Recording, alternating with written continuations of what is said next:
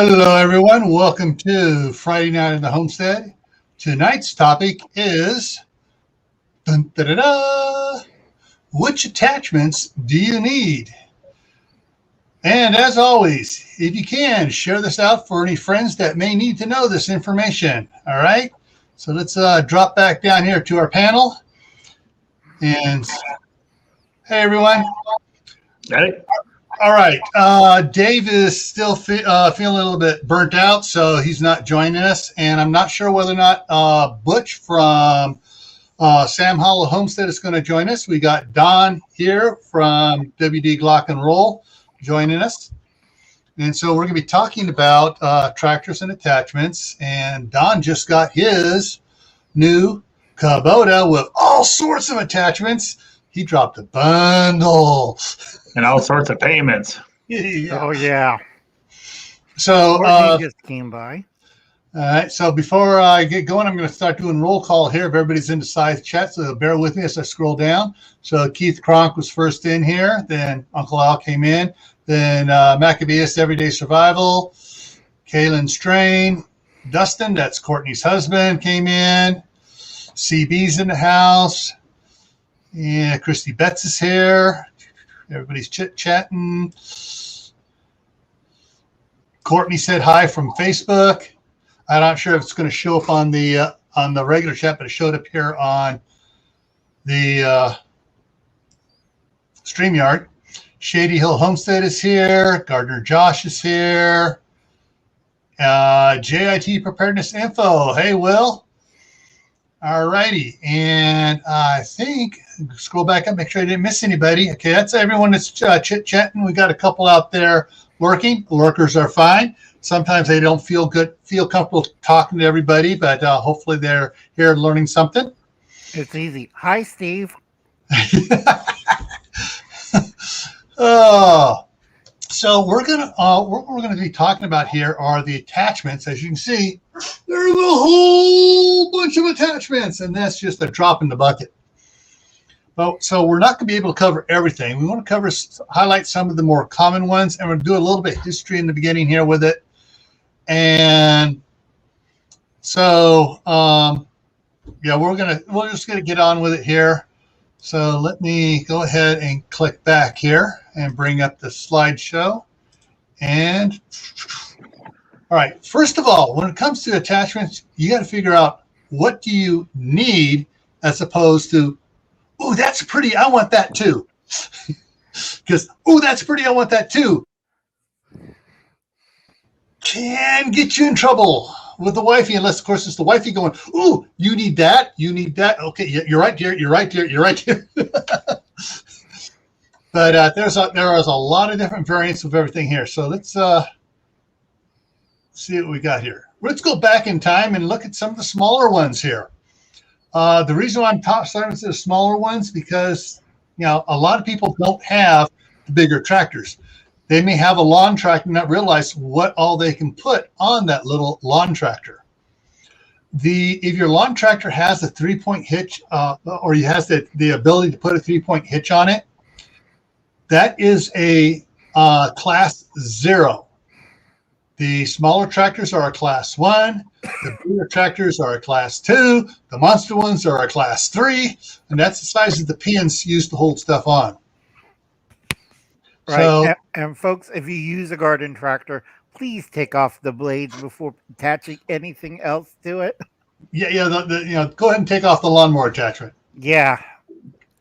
I've seen people do that. I'm like, why is there a cloud of dust? And he had the lawnmower attachment on the bottom. And had it on. Yeah.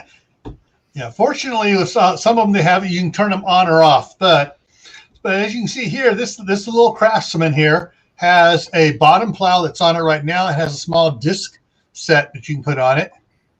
Dave's just stopping by to say hello. Hey, Dave.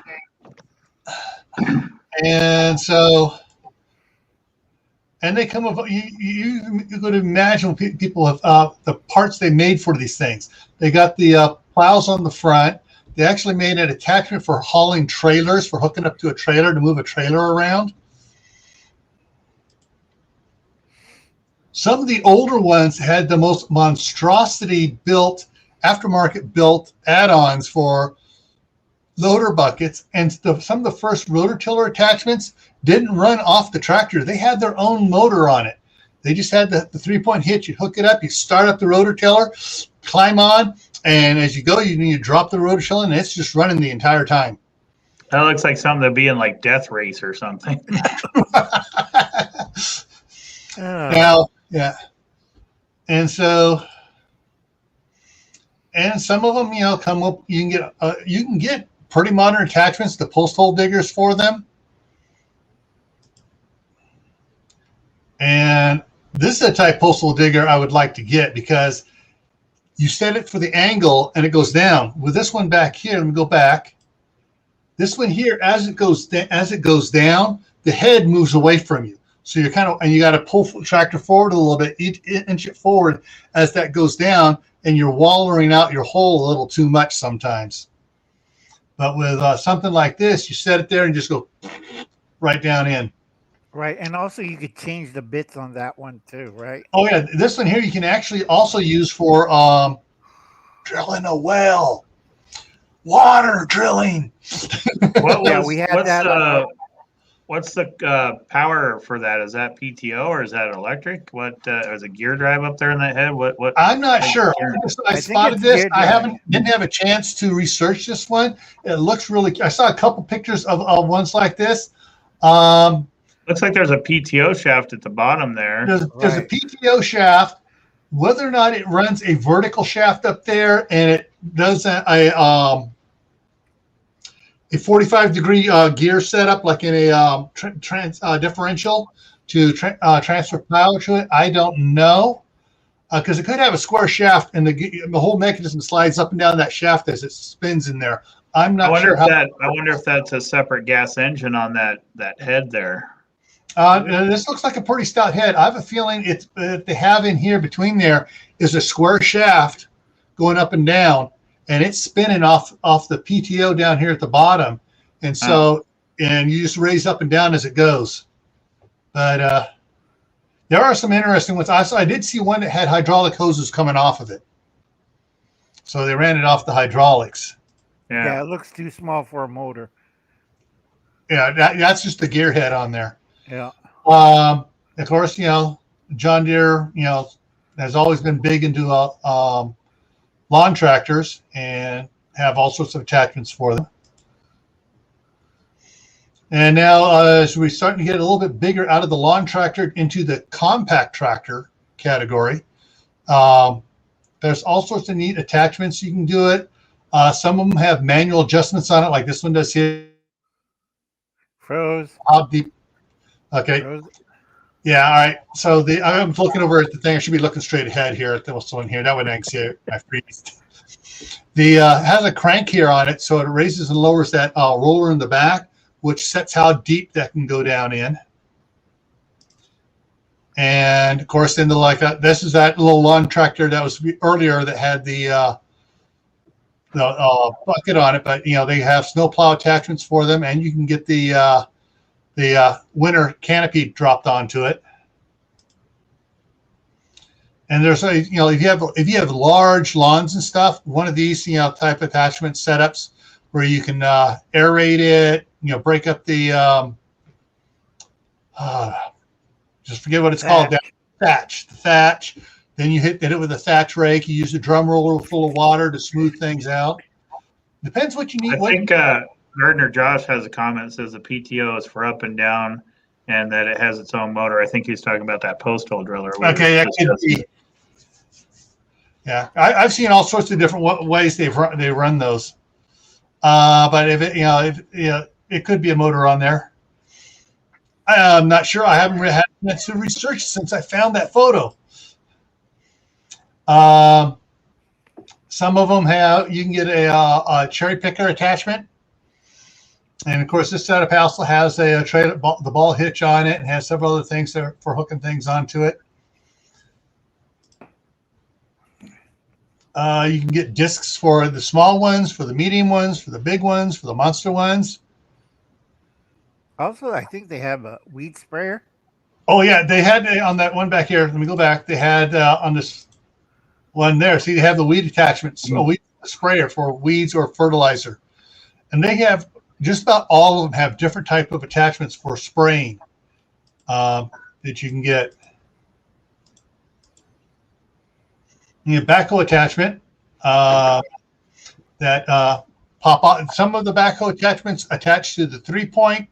Some of them have a permanent understructure on the tractors, like mine. I just back up to it, set it in the heart into the cradle hooks, tip it back, put the pins through, and I'm hooked up. That's what they did in mine, a subframe. Yeah, a subframe is the better way to go than a 3-point hitch, as far as that goes. They got small, medium, large, extra large rotor tillers. And this one too has the little walking thing behind it to make sure you can set the depth of your rotor tiller. So as you go along, you can adjust it so you're only going in 2 inches, 3 inches, 5 inches, whatever you're doing. What do you think on the drive? Do you think is gear drive or chain drive, or is there any real big difference? My first John Deere one for my little John Deere that I got rid of years ago, which I kick myself every time I think about it. Had a gear drive on it, and depend which expert you're talking to. Some prefer gear drive, some prefer chain drive. They say, "Oh, gear drives if you hit something and you bind it up, you're gonna break a tooth on your gears, and you got to replace the gears." But the chain, they say the chain will it gives you it has a tensioner on it, so it absorbs the shock a little bit. And if the chain breaks, chains are cheaper to replace than the gears are. So it depends. If you have good clean soil, I like gear drive because it's just I like a much more solid grab. But I got rocks out here, so it's chain drive. Yeah, I found rocks with our rototiller a couple times too. Yeah. Big rocks. Yeah. But we'll talk about how to get rid of those big rocks in a little bit. Okay. So this is sort of like a dethatcher rotor tiller one. Another variant you can get for them. And just about, I think, guys, this is just my personal opinion. If you have a 3-point hitch on your tractor, you should have an angle blade in the back, because you'll be surprised when you need to do it just for leveling stuff out, tipping it up a little bit on an angle bit to dig a little furrow, a ditch for drainage or whatever. But I've used the heck out of the ancient one that came with my N9 Ford. The yellow one, right? No, my old gray. Froze. My old gray 1939 Ford tractor. I see Tim Fergo makes a comment here. It says he's looking for a rototiller. We bought an MTD, hand walk behind one, like 25 years ago. We have tried to destroy that thing. It just keeps going and going and going. It's awesome machine. So if you find something like that at like Home Depot or something, I would go that route. If you're not buying a tractor one.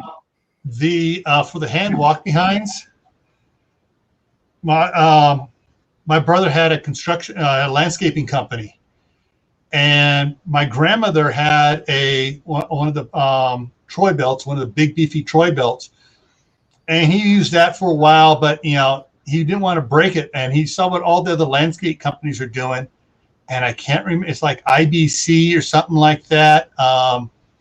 And it's like the bulletproof German tank of rotor tillers, and that's why all the landscape companies get them. You can't destroy them; they go forever and ever.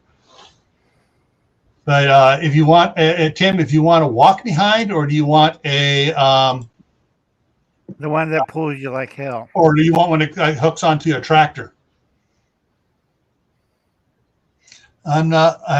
Courtney's husband wants the log splitter. Yeah, they have all sorts of different log splitter attachments. This one has a a pump attachment that locks onto the PTO drive. I've seen where the PTO drive comes to this and the pump is on the unit itself.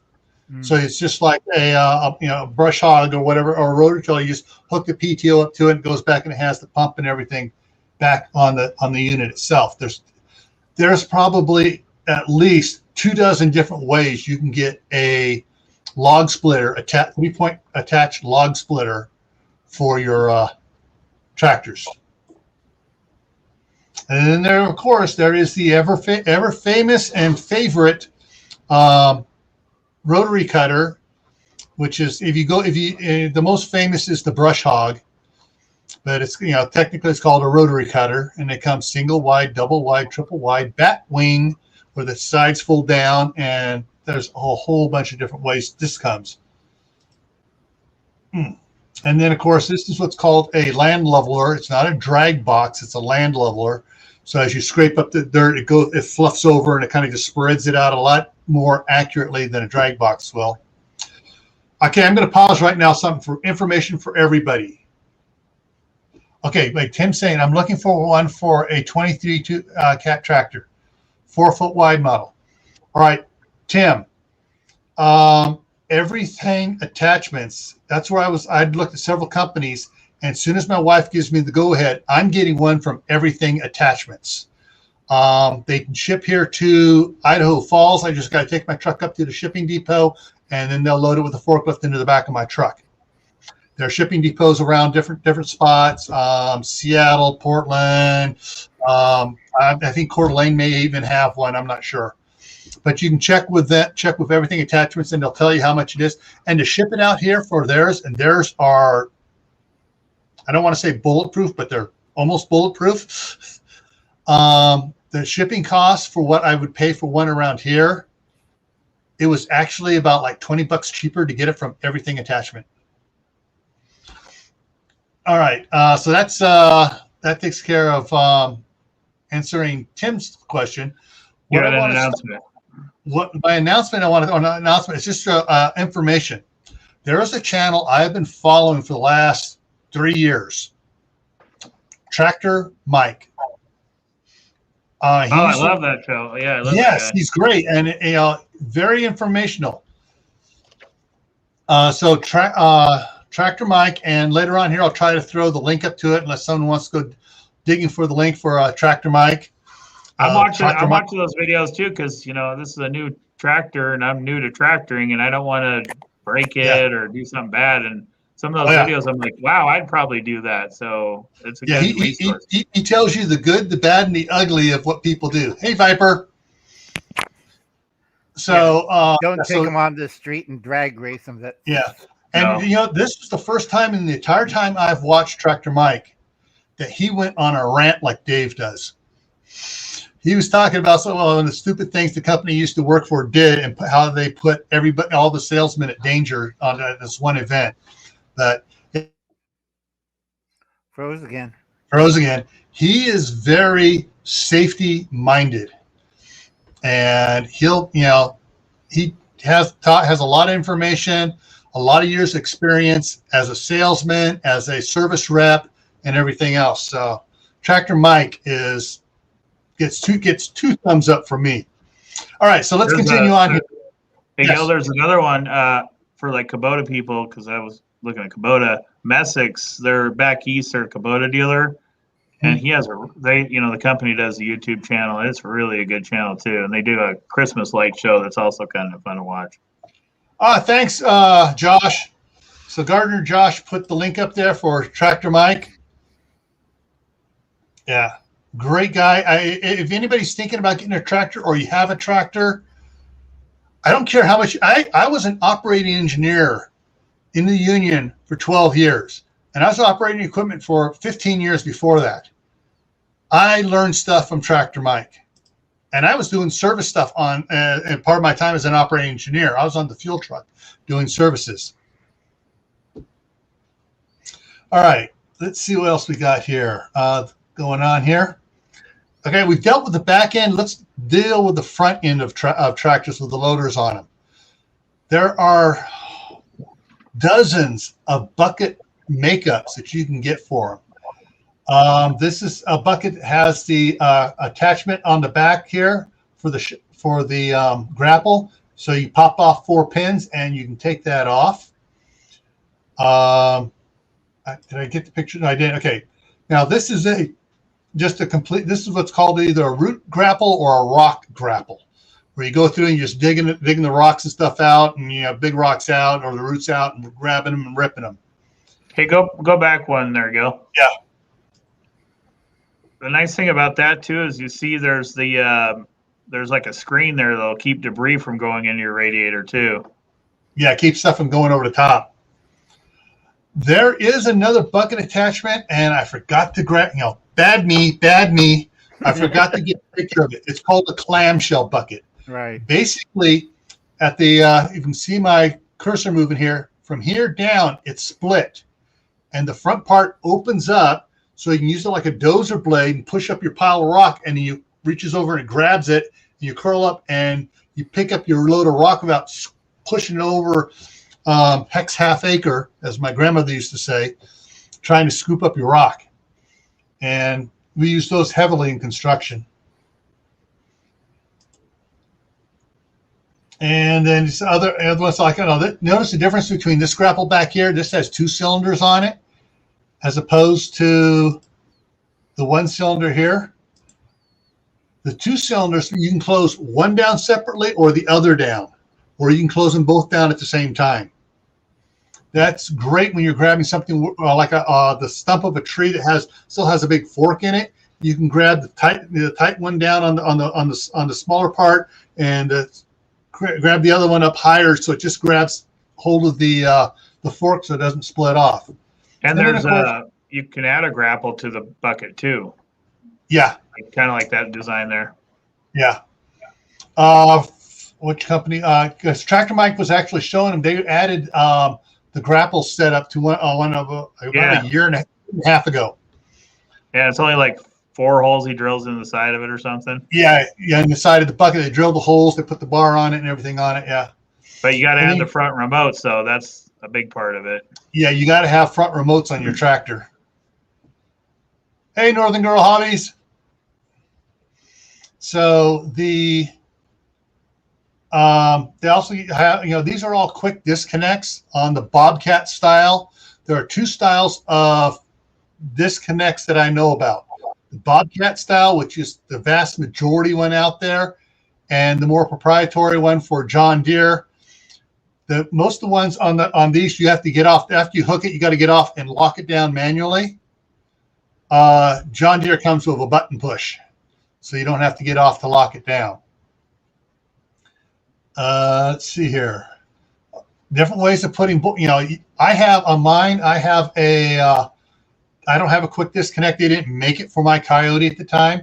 I have different type forks than this is. I almost kind of wish I had, almost wish I had this type. What I have is the type that bolts on like this. Of course, mine actually don't have the round end on it. They come down to the point, so I can actually, dig in and do stuff with it. But these easy, yes. Oh, sorry. Mine I put off on and off really easy, and they don't weigh that much, and they're, but it's still not and I checked because Coyote has redesigned the tractor model that I have.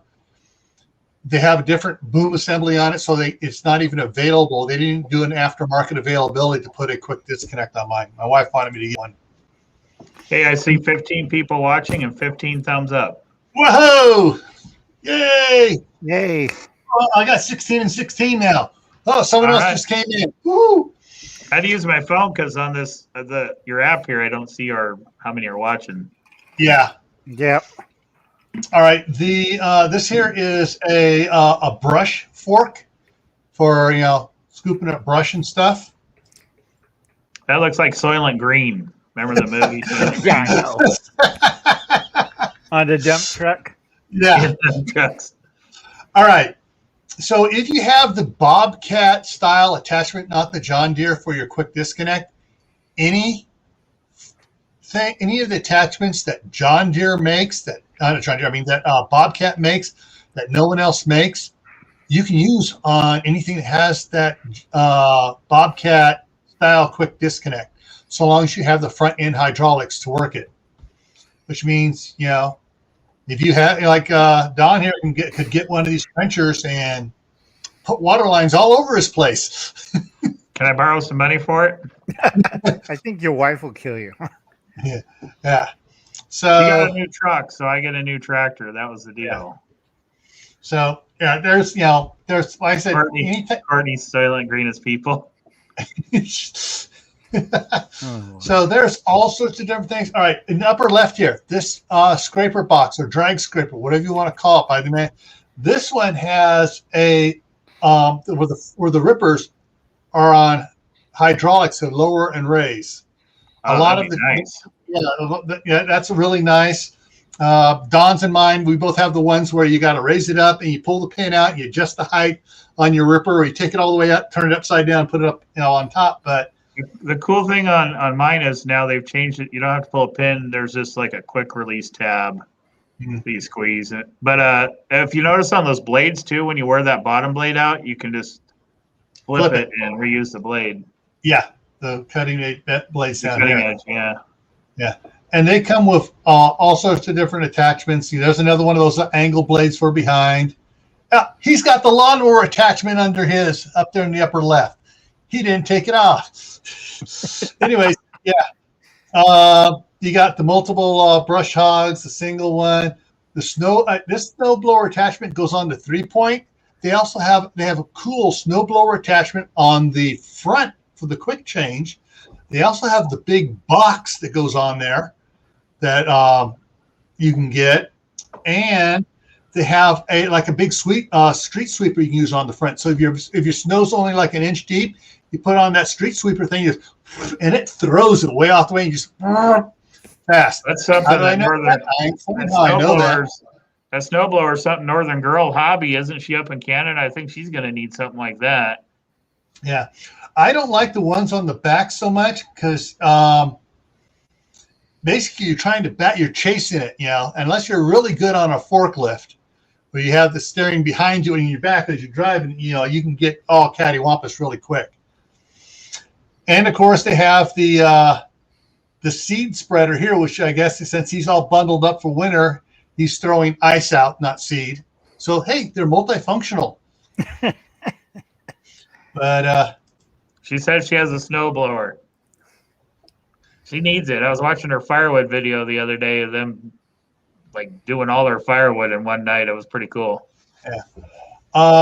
There's really cool ones. So the one upper left here, basically that goes on your 3-point.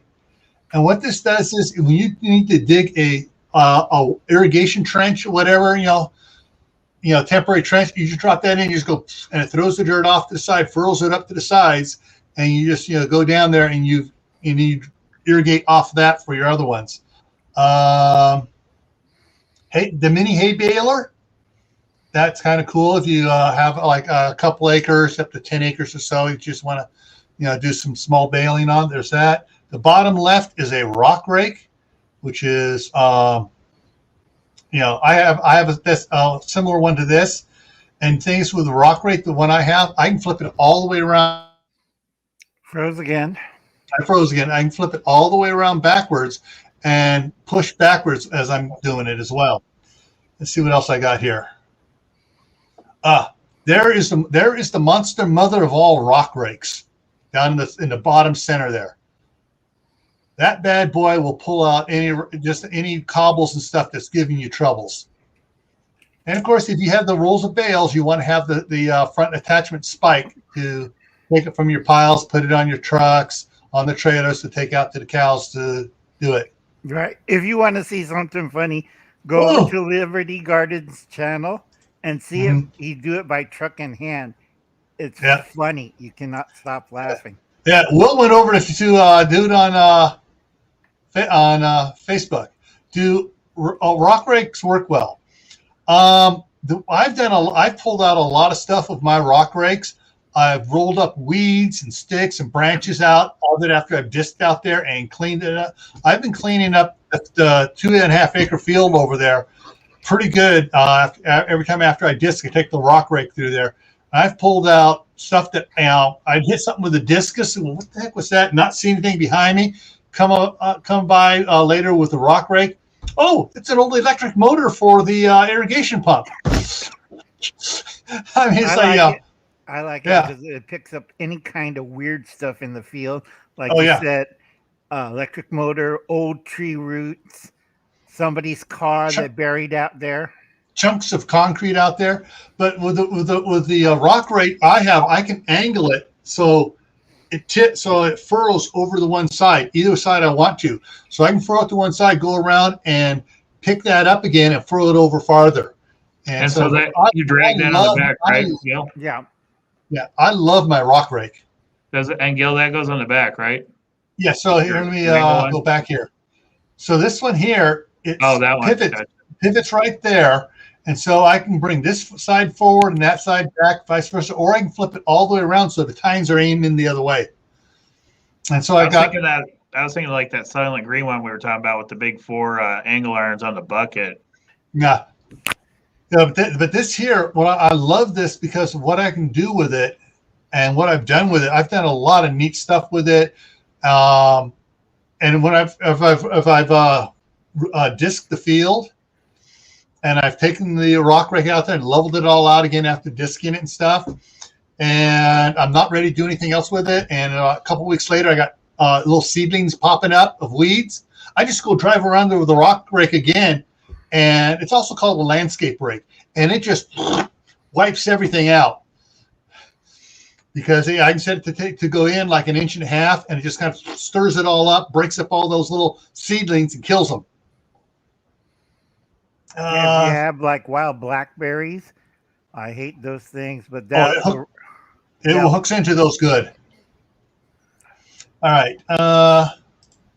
Okay, that's what I have there. Now, that's not all I have here, guys. So let me escape out of that, drop that down. So there, I touched on only just a partial. If you go in and tractor implements, Google tractor implements, and there is a lot of different things. They even have forks to go on the back on the 3-point hitch. Things, all sorts of attachments. They have an attachment that goes on the 3-point hitch here that has a sickle bar mower, and they go on and trim the hedge as well.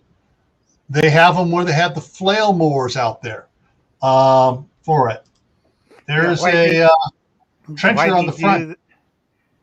Why they do the fork in the back? Because everybody uses IBC tanks, so it's easy to just push underneath it, lift it up, and spray whatever you need.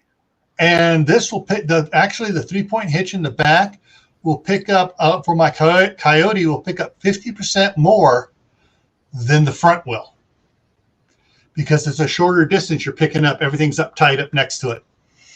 But there are,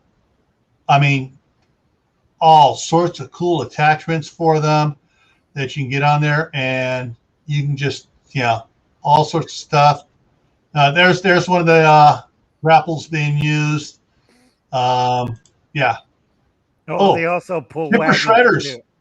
Chipper shredder attachments. Yes, you can, after you drop down a tree or whatever, you run what you're not going to use for firewood through the chipper shredder, and then you split the other stuff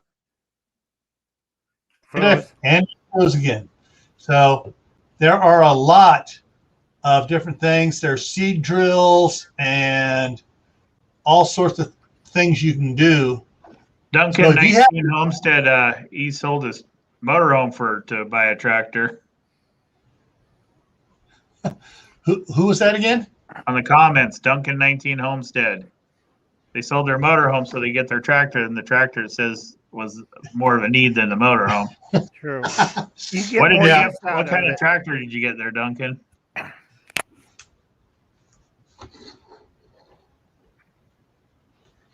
Yeah. The right now, at least it's supposed to still be going on. Bobcat has reintroduced their tractor line, and I know for the first 2 years, Coyote's supposed to be building it for them while they get their own factory set up. And for the first 5 years after that, they'll be using the same engine that Coyote uses. And then they may or may not switch over to their own engine. But there is so Gil, are Coyote and Kubota the same or not, or what's the? No, Coyote is South Korea. Years and years ago, when I worked construction, we got a couple of Coyotes that came into this country. How do I want to put it? Not the correct way. They bought Coyote. Wasn't at that point wasn't supposed to be allowed to import yet. They hadn't got everything taken care of. Well, these tractors were bought by a construction company down in Cuba, sold to the military base down there. They brought it back here to the U.S. and sold it at auction, and my boss bought them. So these were not new Coyotes. He also bought 2 new Kubotas because we had these big, small. These are small tractors, about the size of mine, and we were doing big bore pits, and we'd put small tractors down in there to move stuff around, muck the dirt around as they come out and stuff. The entire time we're doing this for about a year and a half, the Coyotes had 2, maybe 3 issues where the mechanics had to go out there and work on them overnight. The Kubotas, the one we sent back to the dealership 3 times, under warranty. And WD, Don, Duncan says it's an 8.4N Ford. I see that. Yeah, 8N Ford. Yeah, 8N Ford. That's the 1948, or is that the 58? The 8 is the last of the year because I know my N9 is a 1939. Right. And it's either a 50, it's either a 48. I think it's 48, and then the two is the 52. Yeah, because for a while they weren't building tractors; they were making M3 tanks. Yeah, during the war. Yeah. So. Stringfield Ridge Farm says their log splitter is wearing out. I got a Speedco that's like a 35 ton, and that thing is a machine. That's a beast. Yeah. Courtney Husband says 48. Yeah. Yeah. Brenda, if you need the manuals and stuff for your 8N, Amazon has them. I got all my manuals and stuff, all my maintenance manuals, owner's manuals and stuff from Amazon. Hang on. Running to the. I'm just reaching over here to the side and pulling it out. Have you been watching Jeremy Clarkson's farms on Amazon Prime? No, I haven't. Tractor. Guess what? They combined it. I'll see if you can see this here. The 2N, the 8N, and the 9N. This covers all 3 of them. And I got this off of Amazon. I can't remember the price. It wasn't that expensive.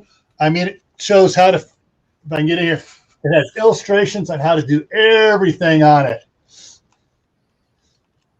Oil changes, everything, repairs. Backwoods Law wants a bulldozer. He doesn't want a tractor. The D9. Yes, Josh, go ahead and start sharing channels and stuff. Froze again. Froze. Yeah, go ahead and start sharing channels. Don, how many subscribers do you have right now? 173. Everyone in here, if you're not subscribed to WD Glock and Roll, go subscribe to him. He's been putting out a bunch of cool videos here with his new tractor, and even has his wife up there running the backhoe. She had a good time. It's like a big Tonka toy. Oh yeah. Sure she doesn't take that. Does things with it. I'm gardening, dear. Go away. Now this He's one here, the builder in the family. I'm just the hanging router guy. This is a cute little attachment for once you've done a lot of your soil's really well worked. So this is what you do to kind of after you go, you kind of level it out after you've done all your other stuff there, and it doesn't really compact it. But if you go to seed it, you drew your seed drill on it, and you follow it up with this behind it, and it sets the seeds in. But like I said, there's a lot of attachments for a lot of different things. Hey, you can even set the kids doing stuff. Oh, that's cool.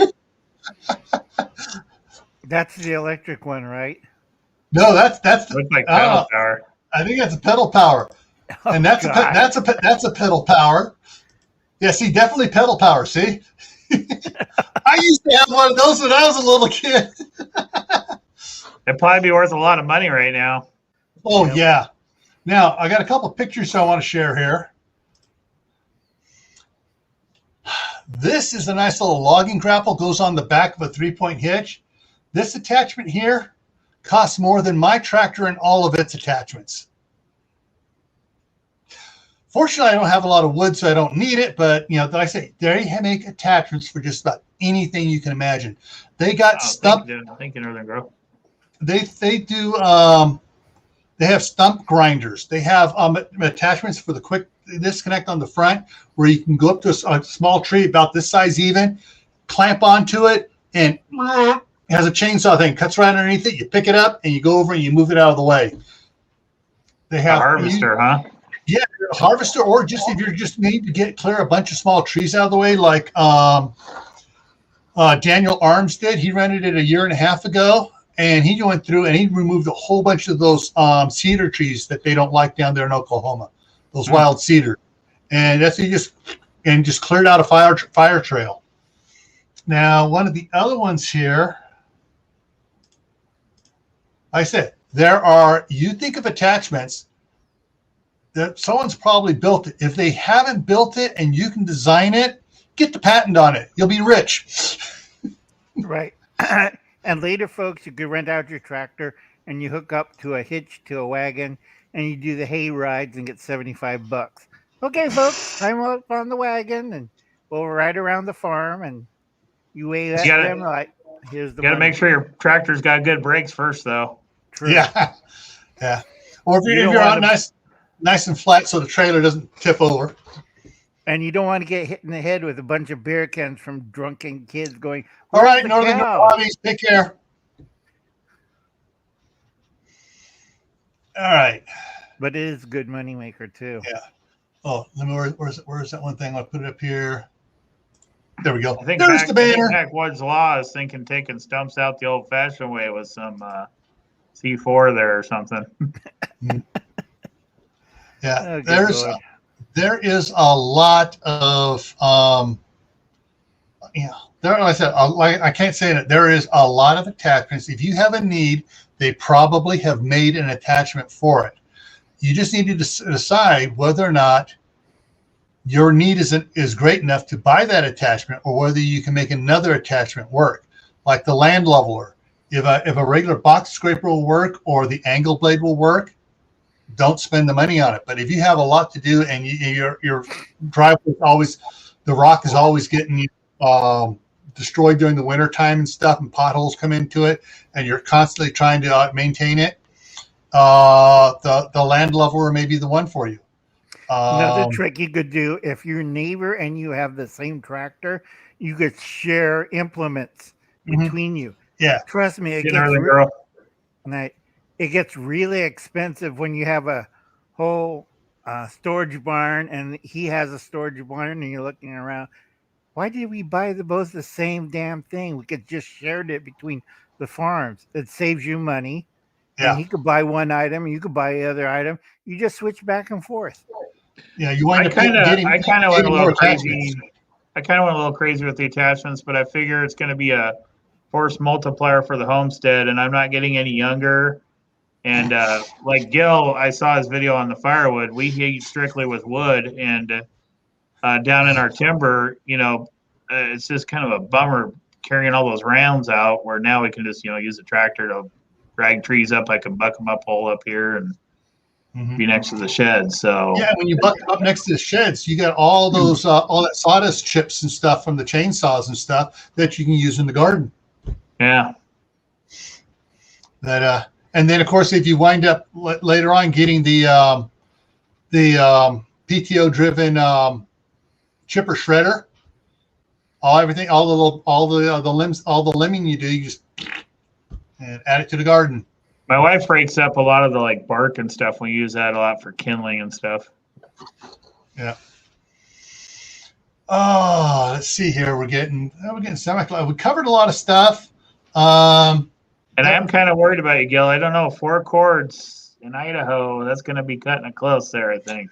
This house is very well insulated. I'm gonna find out when I get going and get it all stacked up in there. I'm still working on it because bending down low there just gets to my lower back. I got 3 bulging discs, but when I get it stacked up, if it fills up that entire area that he had set aside where he had it, I'm good. Because I got a pile out back that I still have to buck up of stuff that he had left here, and some of the branches and limbs that that have fallen out of the trees.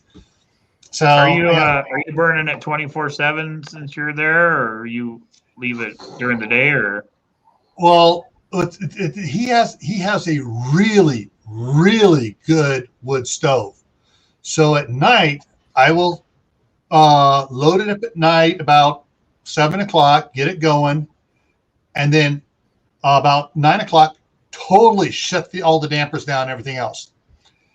And it has a blower on it, so it's blowing heat out the entire time. Come in the morning, about 8 o'clock, I go in there with the my little rake things, and I rake all the coals to one side, pull all the ashes out, put the coals back in, throw some more wood in, shut it up, and then just barely crack the dampers and stuff. And in about an hour, it's flaming up again. And then I'll shut it down, and then I don't stock it up again till that night. I think we're going to do, I think about 6 cords is what we usually go through.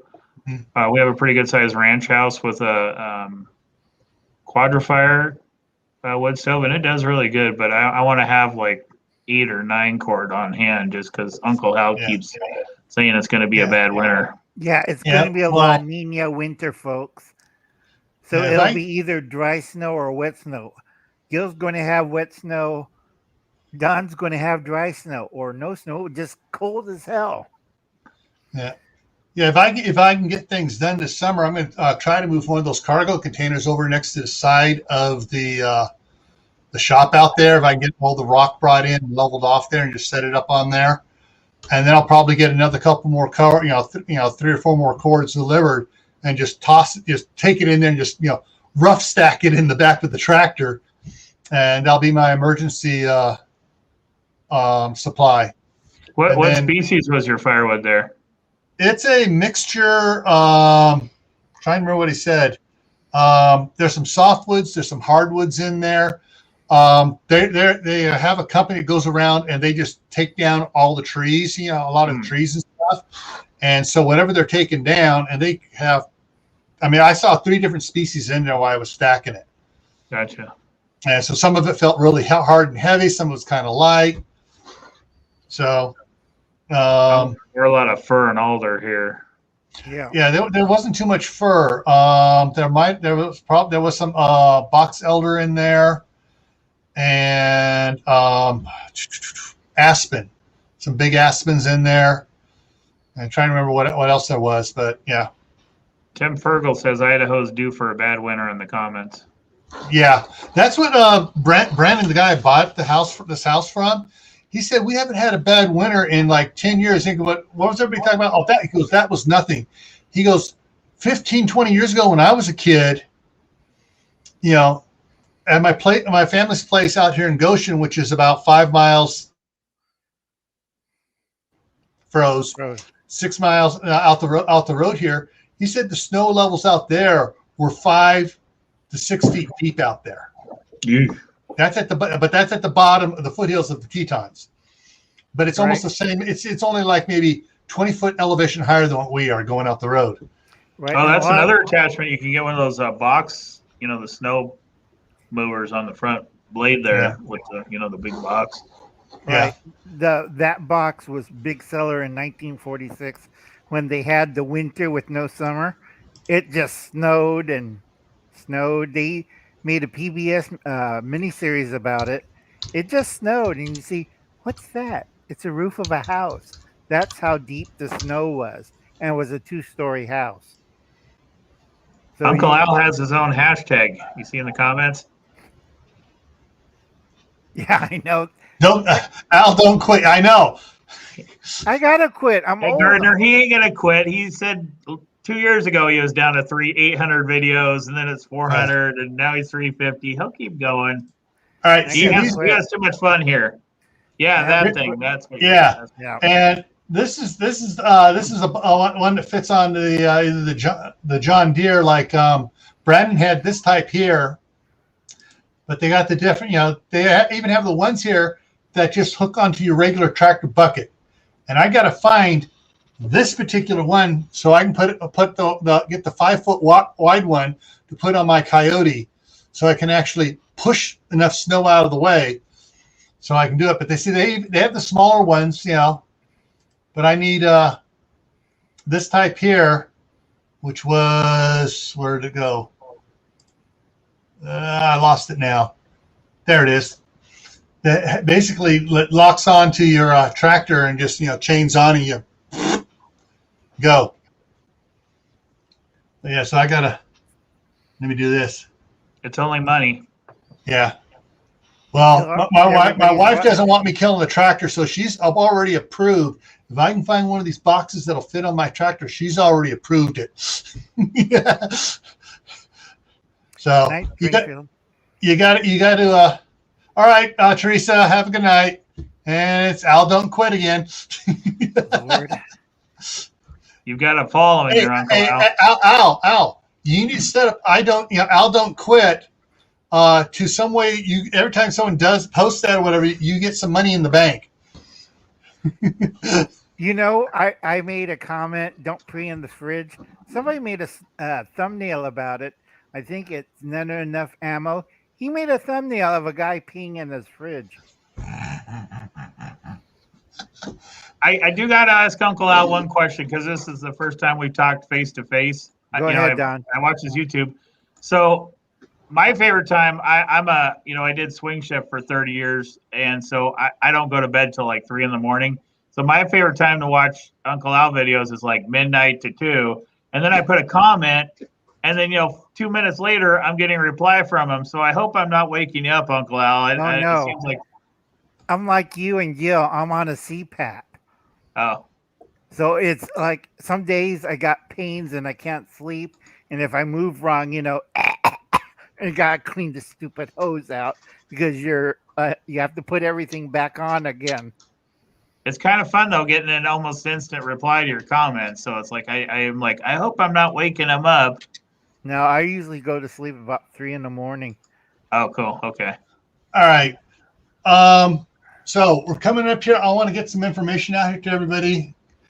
So I just threw my the link to my other channel, Gray Man Prepping, the original Gray Man Prepping, spelled with an A, the American way, not E, the England way. So, anyways, coming up this coming Tuesday, same time on the Gray Man Prepping. The topic is teaching kids situational awareness with games. And Steve from Corsair Trainer is going to try to join us. He's done a lot of instruction in this and teaching situational awareness. He has a great video series. He's doing a really great series right now on defensive tactics, security Right. tactics. Josh, did you throw up the other Gray Man in there? the Johnny Come Lately one that came in 18 months ago. Anyways, so this Tuesday is going to be teaching kids froze again. Yeah, situational awareness using games. And so it's a way where you can get your kids to be aware of what's going on, especially with what's going on in the world right now, and especially in areas like Portland, Yeah. Seattle, New York, San Francisco, Oakland. Yeah. So that's what's coming up on Tuesday. Next Friday here on Friday night on the Homestead, it's what skills do you still need for your homestead? And this is going to be open for everyone. I want to see 5 or 6 people up here coming up here with talking about what skills possibly they need and everything else. So guys, get your cameras ready so you can come live and come on up here, or just start filling the chat, because we're going to be doing a lot of work on the chat. I'm not going to have hardly any slides at all. Then for those of us out west, or anyone dealing, actually it's from what the article I read, it's even affecting people in New York City from the fires here on the West Coast. The article, and I haven't verified this fact yet, so take this with a teaspoon of salt. Last year, the fire season in Oregon, California, and Washington the smoke killed anywhere from 1,500 to 3,000 people. Yeah, we have. That's about 1,000 more than what were killed by the hurricanes for the last 5 years, according to the article. So, and the thing is, though, it's blowing across the United States. It's carrying across. And the particulate matter in the fire smoke, and that's what we're going to be talking about on August 17th. So in 12 days from now on Gray Man Prepping. That's the topic there. Yeah, so, I got to skip that. I'm going to be in the hospital. Surgery. Yeah. That's going to be the problem fun. with that smoke is there was no way to escape it. I mean, you'd have to go, 1,000 miles away. Or do like everyone's going to hate the simplest answer. N95 masks. And actually, I picked up several big boxes of them off of Amazon, and the price I got them, these are 3M real N95 masks. The price was only 20 cents more per mask than it was back in 2019. Right. Or you do like Uncle Al, make his whole house a damn air filter. Because Yeah. I got 3 sets of filter. They come every 6 months to change them all. Because I have asthma. I use a CPAP machine. Last month of July, it's been brown skies here. It's like, wake up, look outside.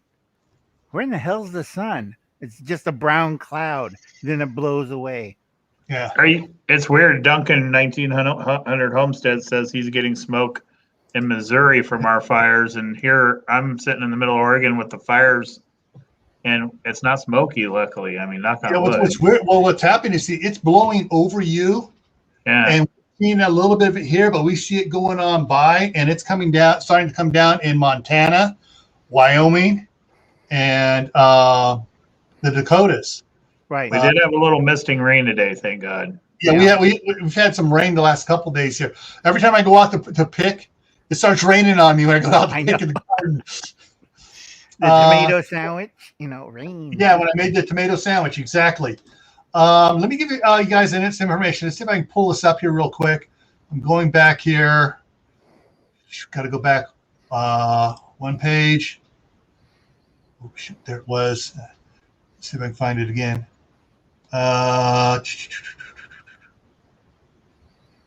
Okay. I think this is the one. Yeah, this is the one I purchased here. So I'm going to bring this up here. Okay. I purchased this on July 21st. It's a 20-pack. And it is N95, not XN or KN95 or XKN95, the Chinese stuff, which does not meet even close. This is real N95 by 3M. With the double straps around the back of the head, not over the ears, where it gives you Will Smith ears. These are the real ones for contractors and stuff. And the 20-pack is $25. It's gone up. I think it went up. It may have gone up 10 cents when I got it. So it's $1.24. Yeah, it went up. It went up 3 cents. It's now $1.21. Amazon. I don't think the link will fit, but let me see if I can do this. What part of Oregon is your sister in, Christy?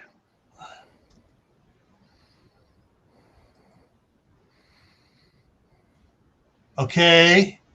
It looks like it's trying to take it there. It sent it to Facebook. It sent it to the other Facebook. Error occurred on that one. Okay, it's not going to do it. So basically, let me put it this way. I'm going to put this in here. If you go to Amazon and put this in there, copy the 3M thing into Amazon, and then put that and copy and put it into the Amazon search thing under industrial and science, you'll find it.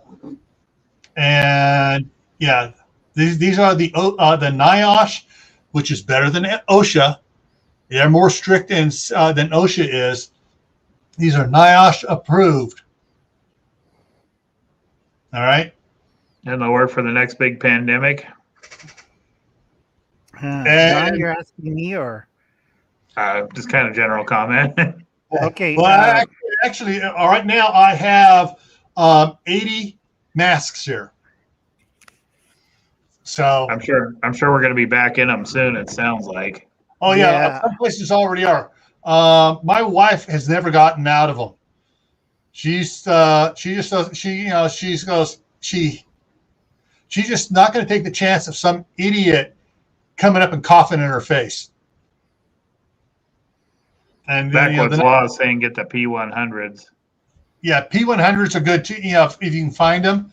All right. N95 is for non-oils.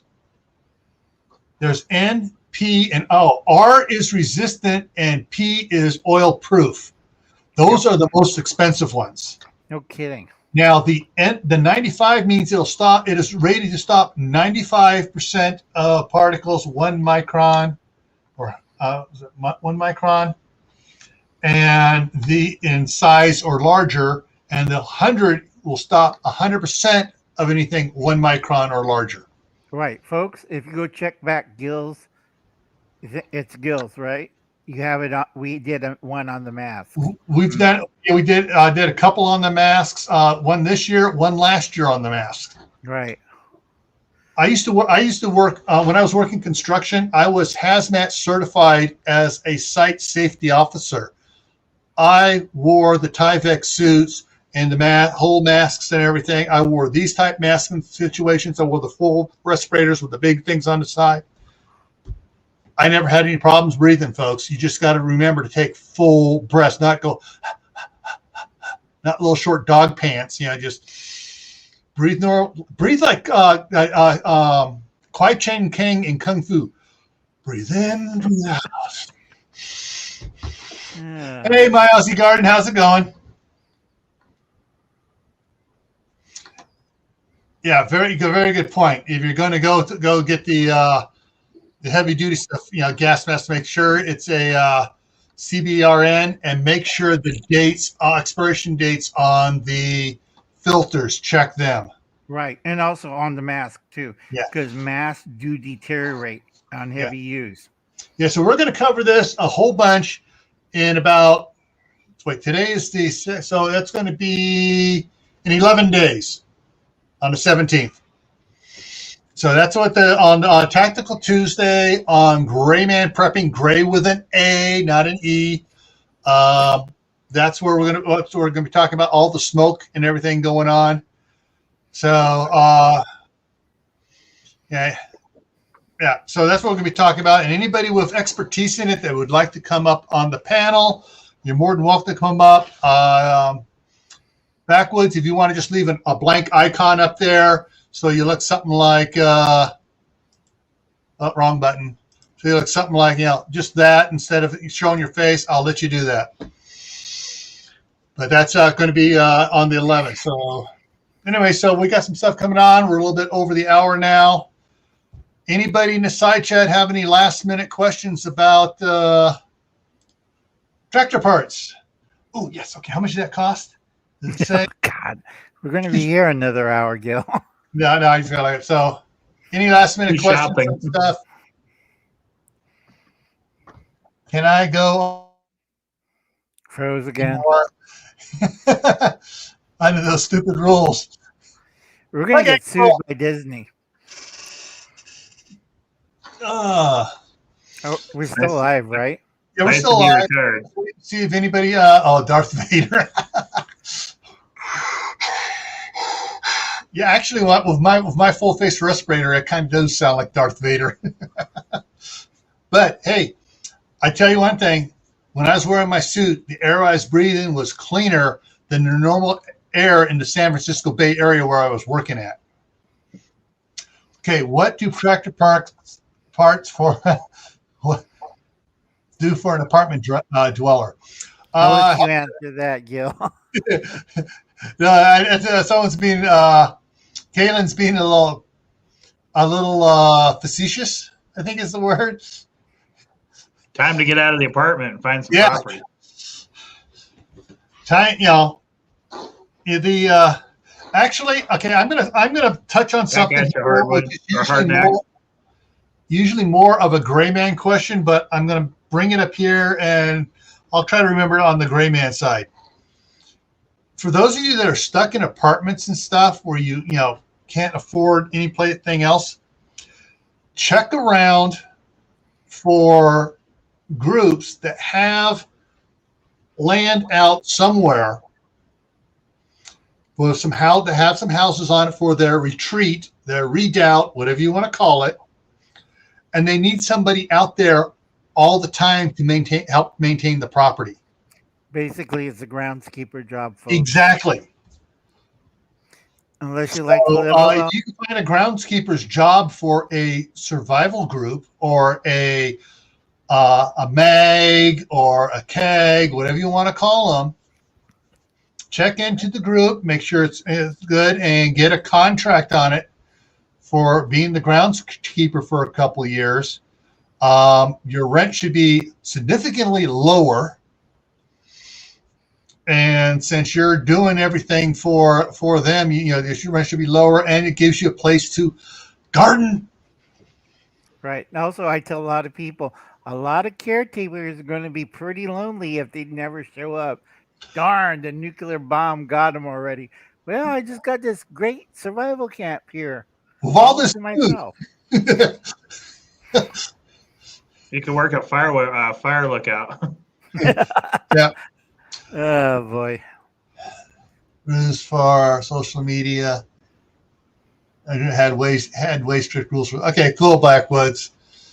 All righty, folks. Well, we're going to wrap it up now. You know what's coming up here. I'll be like I did today. I'll put in the morning. I'll put out on Tuesdays and Fridays. I put out a invitation to it, and the invitation in the description down below will have the link to the live stream. So that way you can just go in there. You can set the notification to reminder, so you don't have to worry about it. All righty. With that, any last words, Don? No, thank you, Gil, for letting me be a part of this, and thank you, Uncle Al, and thank you to the group putting the comments. It's fun and good time. Al, any last words of warning? Now you only got 3 weeks, folks. I did a 30-minute video warning people about what's going to happen in September. And 2, do not ask me any more airline questions, folks. I'm getting tired because right now, 6 major airports, they're running people in buses and they're telling their flights are canceled. They don't have fuel. They don't have lubricants. The most funny one is the plane crashed and you can't fly if the plane's like into the ground. Landing gear collapsed. Nobody got hurt. Just the gear collapsed because no maintenance. So it crashed into the runway. I'm cracking up because I warned people this will happen in a year's time when everything is short. And especially since they had that lubrication fire plant back there in, I can't remember. I did the video on it, and they were going to. That was the largest producer of greases and lubricants in the United States. Right. And I think it was in Chicago or Texas. No, it was crud. Christy likes sexy tractors. Are you thinking one in Oklahoma or the other one in Michigan? Hang on a second. Let me. Oh, wait a minute. I got it over here. I think. Yeah, I got it here. Froze again, and he's on the other computer. Yeah, so hang on a second, and I'll tell you which one it is. It is videos. Bring it up. There it goes. And gray. It was the Rockland, Illinois, the Chemtool fire plant fire in Rockland, Illinois, and that was about a month ago. That was I did that video on gray man prepping, and so yeah, it's the pictures on there are holy mackerel. So. Yep. Bob 942 is wanting to know who's no fuel and maintenance there, Uncle Al. Let's see. I think it's United and Spirit and another airline. I can't remember. It's a smaller passenger one. Allegiant. Yeah, that's it. My wife usually flies Allegiant up here. When after that video, she started watching stuff and started noticing all the maintenance delays they were having. She'll spend 5 times the money to drive up here rather than fly now because she's not trusting Allegiant right now. Right. You don't want to go. Or sit on the runway for 4 hours while they try to scrounge up and get the plane running again. Like, where's the gas?